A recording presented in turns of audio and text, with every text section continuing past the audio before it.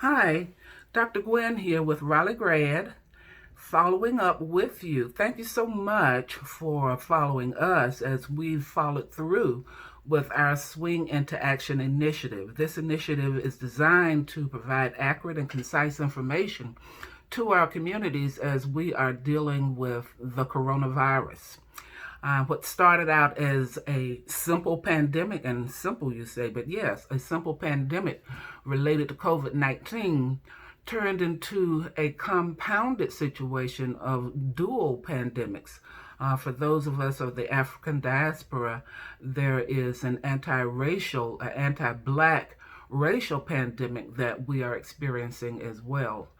This came about as a result of the one last straw moment of the killing of George Floyd in Minneapolis as an unarmed man. And so that happened to him. So the bottom line here is that we have a situation where we have two kinds of pandemics that we'll deal with. And I'll talk a little bit about both of them and look at ways we can cope with them.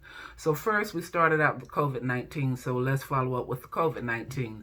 The COVID-19 mental health concerns all have to do with a sense of being able to feel a sense of control, a sense of being able to manage oneself.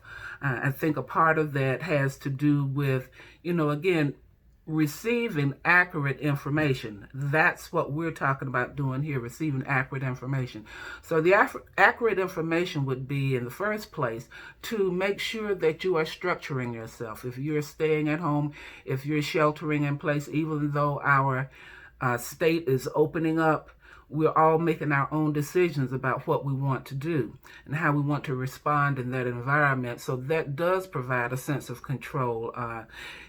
If the question for you is to wear a mask or not to wear a mask, again, that is a question that is best answered by you in terms of what makes the best sense to you, because ultimately I think all of our survival depends on our ability to make a decision that suits us as an individual. So we're providing structure to ourselves, making sure that you have a support system around you, individuals who you talk with, who you meet with, going outside, walking in your neighborhoods. These are all things that give a sense of, I'm not in this by myself. Some of us are sheltering in place by ourselves. Some of us are with huge families. So we run a range of ways that we're having this experience. So the idea of just making sure that there's a space where you feel comfortable as an individual, where you can say that, this is where I get my support. These are the people I get my support from, and use those as a way of touching base with others.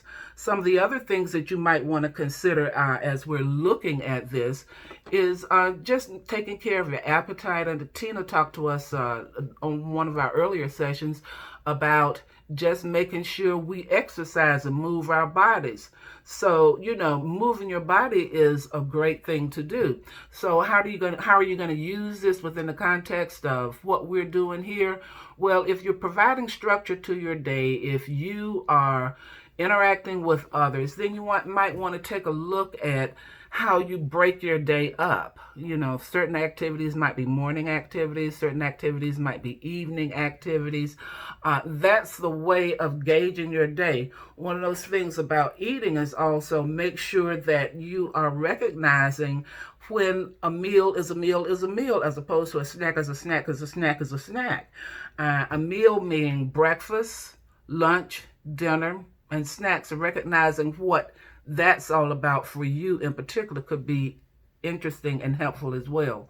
So we're taking a look at, providing that structure, being around other people, breaking our days up, and taking good care of our bodies. So just a little bit more on that, just making sure that you're eating healthy, as healthy as the pandemic will allow. For some people, we have been able to maintain healthy eating habits. For others, this has just been a snack fest. So wherever you lie, again, just take into mind that what we feed our bodies is what will help us to function and manage during this time. One thing that's a really big deal, I think, is just limiting media intake. That includes social media. We have Facebook, we have Instagram, Twitter, and I'm sure many, many others. Lots of YouTubes out there explaining what's going on to us. So just limit your time. Whatever your day is like, as you're breaking your day up, put in that time span when you're going to do your social media. You may decide that some days you may not. Maybe you'll just watch the news for a limited amount of time to allow you to know what's going on, because I think it's important for us to know what's going on. It's just that we don't need, it's not helpful, let's say, to have these rabbit holes where we're chasing content, because that can easily happen, because the range of information that's available on social media is quite plentiful. Let's see, what else can we talk about? Oh, here's something. I'm checking my notes over here. We can take a look at, for some of us, we are particular about going outside. We go out sometimes, we don't go outside, we're venturing forth.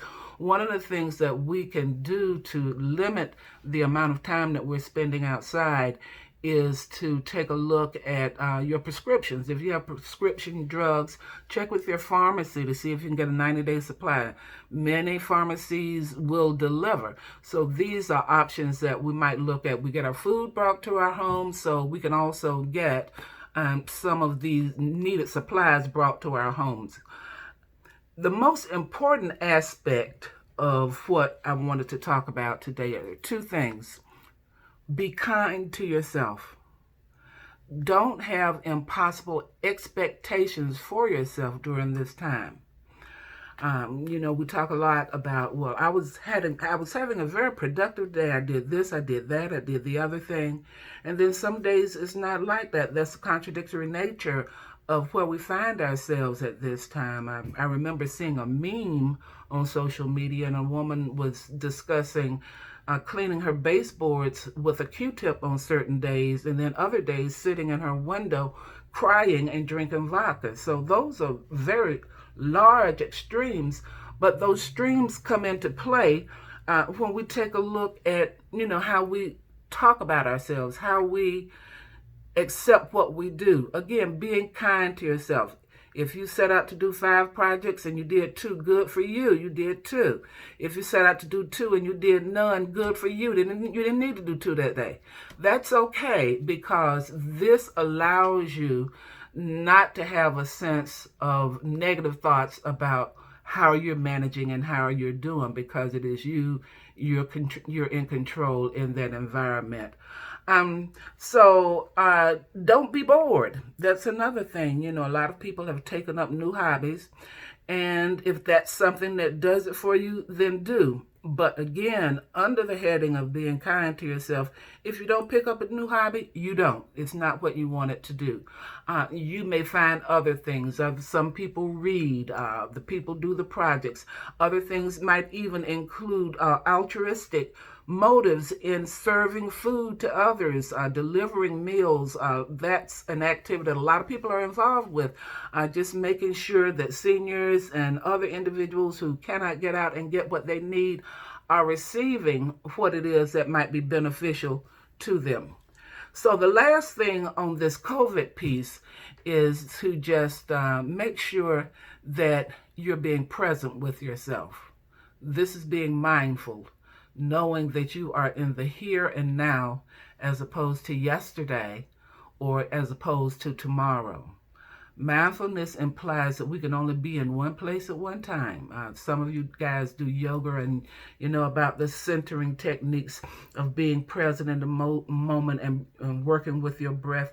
These are all activities that help to decrease the anxiety, because again, the anxiety can be brought about as a result of all the uncertainties that are associated with this COVID pandemic. Now, so just a quick moment or two, and we'll probably come back and do some more on this at another time, but just some more of looking at, are you okay? Are you really, really okay? This racial pandemic, it's like it came out of nowhere. So what do? What we do is to recognize that certain events are going to be triggering. What do I mean by triggering? That means it's going to take us right back to a negative racial incident that we may have experienced in our lives. If you have that experience, breathe in, exhale, and recognize that you are here, that this is now and not then. Those particular kind of incidents stay with us, and triggers are a huge part recognizing triggers are a huge part of being able to manage one's trauma. Being able to recognize that, these things happen, they happened in the past. Be mindful of yourselves if you're not getting enough sleep, if your appetite changes, anything that causes you to feel less than your normal self. I would like to say that checking in with yourself that way will allow you to recognize that it's okay not to be okay. That's the thing now. Are you okay? No, I'm not okay. I'm not okay, and here's the reason why. Being able to talk about why you're not okay, being able to reflect on the feelings that have come up by way of a journal or written word or whatever it is that you do, these are all ways of getting those feelings out and helping you to recognize that as a part of our history in this country, there's a lot of trauma, and that eventually at some point in time, enough appears to be enough. But at the same time, just as with the COVID-19 pandemic, there's a lot of uncertainty here too. So the best thing is to make sure that we can control those things that we can control, making sure that we're looking at maintaining positive thoughts and being kind to ourselves. So that's kind of it for now. I'll be back with some more, but in view of the events of this week, just wanted to check in with everybody. Raise your hand if you're okay. Raise your hand if you're not okay. Both of them are just fine. Talk to you later.